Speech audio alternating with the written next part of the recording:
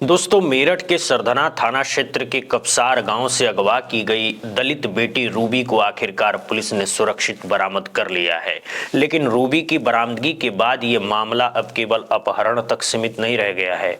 एक के बाद एक ऐसे चौंकाने वाले खुलासे सामने आ रहे हैं जिन्होंने इस पूरे केस की दिशा ही बदल दी है और इसकी गंभीरता को कई गुना बढ़ा दिया है। अब तक ये पूरा मामला आरोपी पारस के दावों के आधार पर देखा जा रहा था। पारस लगातार ये कहता रहा है कि वो नाबालिग है और रूबी को वो जबरन नहीं बल्कि उसकी मर्जी से लेकर गया है। पारस का दावा है कि वो और रूबी पिछले करीब 3 सालों से एक दूसरे को जानते थे और दोनों के बीच प्रेम संबंध थे। यही वजह बताई जा रही थी कि रूबी खुद उसके साथ घर से चली गई। लेकिन रूबी की बरामदगी के बाद जब पहली बार उसका बयान सामने आया तो पुलिस की पूरी जांच की दिशा बदल गई है। पुलिस अब साफ तौर पर कह रही है कि इस केस में आगे की कार्रवाई रूबी के बयानों के आधार पर तय होगी। कौन कौन सी धाराएं लगेगी, किस पर क्या आरोप तय होंगे और पूरे घटनाक्रम की कानूनी तस्वीर क्या होगी, ये सब अब रूबी की गवाही पर निर्भर करेगा। रूबी ने पुलिस को जो बताया है वो इस पूरे मामले को और भी भयावह बना देता है। रूबी का कहना है कि जिस दिन ये घटना हुई उसने अपनी आंखों के सामने अपनी मां सुनीता की निर्मम हत्या होते हुए देखी। रूबी के मुताबिक उस दिन पारस उसे जबरन अगवा करने की कोशिश कर रहा था। उसकी मां सुनीता ने इसका विरोध किया और बेटी को बचाने के लिए सामने आई तो हमलावरों ने उन पर हमला कर दिया। रूबी का आरोप है कि हमलावरों के हाथ में गन्ना छीलने वाला फरसा था। उसी फरसे से सुनीता पर बेहद बेरहमी से वार किया गया। हमला इतना जोरदार और निर्मम था कि सुनीता वहीं खेत में गिर पड़ी और बुरी तरह घायल हो गई। बाद में उन्हें अस्पताल ले जाया गया लेकिन इलाज के दौरान उनकी मौत हो गई। रूबी का कहना है कि उसकी मां ने आखिरी सांस तक उसे बचाने की कोशिश की। ये पूरी वारदात गांव के खेतों में हुई जहां शाम के वक्त गन्ना छीलने का काम चल रहा था। घटना का समय करीब शाम 8 बजे बताया जा रहा है। खेतों में मौजूद लोगों और कामकाज की आवाजों के बीच अचानक ये खूनी हमला हुआ जिसने पूरे गांव को दहला दिया है। घटना के बाद जो कुछ हुआ है उसने भी पुलिस को कई सवालों के घेरे में ला दिया है। रूबी के मुताबिक हत्या के बाद उसे डराकर धमकाकर अपने साथ ले जाया गया। पहले रूबी और पारस मुजफ्फरनगर पहुंचे, वहां से दिल्ली जाने की योजना बनाई गई लेकिन किसी कारणवश वो प्लान कामयाब नहीं हो सका। इसके बाद दोनों ट्रेन से हरिद्वार पहुंचे। हरिद्वार पहुंचने के बाद एक फोटो रिश्तेदारों को भेजी गई। इस फोटो के आधार पर ये नैरेटिव खड़ा कर दिया गया कि दोनों साथ साथ घूम रहे हैं और ये मामला प्रेम प्रसंग का है। लेकिन अब पुलिस मान रही है कि ये फोटो और पूरा सफर एक सोची समझी रणनीति का हिस्सा भी हो सकता है। पुलिस का कहना है कि अब पारस के बयानों को आंख बंद करके स्वीकार नहीं किया जाएगा। पारस के नाबालिग होने के दावे की भी अलग अलग एंगल से जांच की जा रही है। उम्र, भूमिका, साजिश और वारदात में उसकी वास्तविक हिस्सेदारी, इन सभी बिंदुओं पर गहराई से पड़ताल हो रही है। इन मामले में सामाजिक और राजनीतिक हलकों में भी हलचल मचा हुआ है। एक दलित महिला की हत्या और बेटी के अपहरण के आरोपों के प्रशासन पर गंभीर सवाल खड़े कर दिए हैं।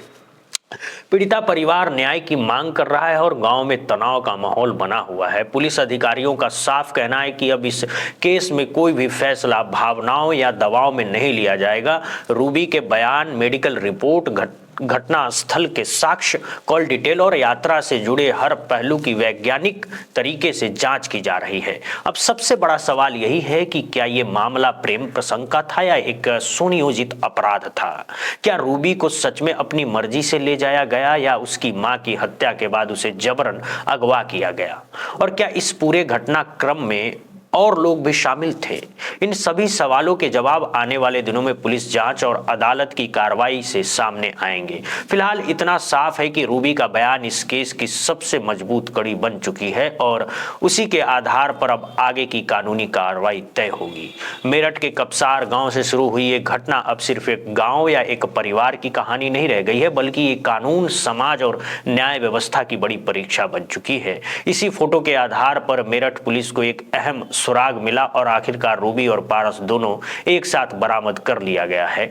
पुलिस सूत्रों के मुताबिक ये फोटो हरिद्वार से भेजी गई थी और उसी की लोकेशन ट्रैक कर पुलिस टीम ने कार्रवाई की है। बरामदगी के बाद दोनों को पुलिस संरक्षण में लिया गया है और फिर पूरे मामले पर परत दर परत जांच शुरू की गई है। लेकिन जैसे ही ये जानकारी सामने आई कि रूबी दलित समुदाय से है और पारस राजपूत समाज से ताल्लुक रखता है, वैसे ही इस केस में दलित बनाम राजपूत का एंगल खुलकर सामने आने लगा है। यही वो बिंदु है जिनसे पूरे गांव के माहौल को तनावपूर्ण बना दिया है। कपसार गांव में इस वक्त हालात बेहद संवेदनशील बने हुए हैं। जगह जगह पुलिस बल की तैनाती की गई है और किसी भी अप्रिय स्थिति से निपटने के लिए प्रशासन अलर्ट मोड पर है।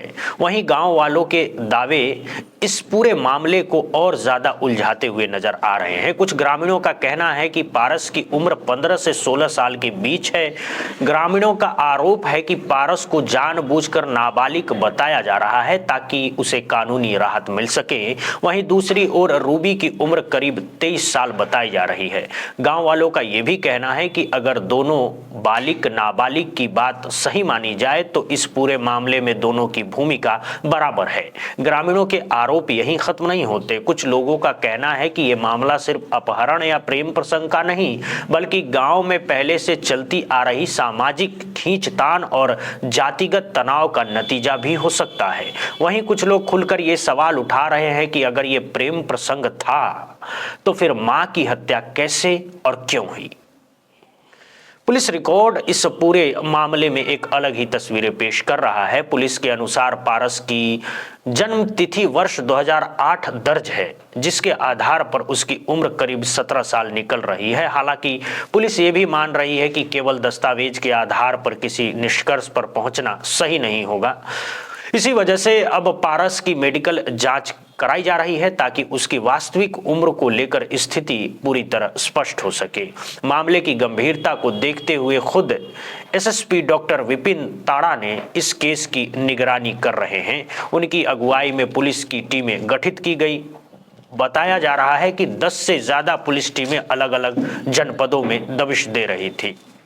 शुरुआती दौर में आरोपियों की गिरफ्तारी के लिए 25,000 रुपए का इनाम भी घोषित किया गया, जिससे साफ है कि पुलिस इस केस को कितनी गंभीरता से ले रही है। उधर मृतक सुनीता की बहन माया देवी परिवार के अन्य सदस्यों के साथ धरने पर बैठी हुई हैं। उनका आरोप है कि पुलिस ने उन्हें पीड़ित परिवार से मिलने से रोका और उनकी बात को गंभीरता से नहीं सुना गया है।